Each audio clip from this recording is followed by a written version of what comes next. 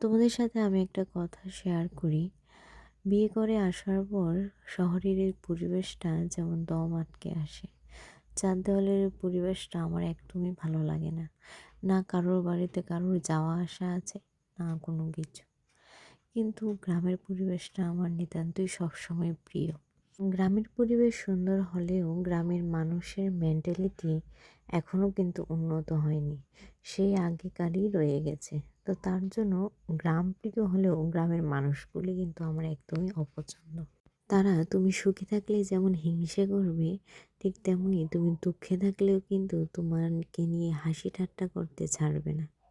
তাই শহরের বাড়িতে দম আটকে আসলেও অন্তত শান্তিমতো দুমুঠো ভাত খেয়ে বেঁচে থাকতে পারবেন।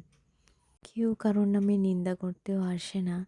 আবার কেউ যদি কোনো উন্নত কাজ করে তাকে টেনে নিচে নামার চেষ্টাও করে না। যার যার কাজে যে যে ব্যস্ত থাকে। দেখো, তোমাদের সাথে কথা বলতে বলতে আমার রান্নাটাও কমপ্লিট হয়ে গেল। ভিডিওটি কেমন হয়েছে জানাবে।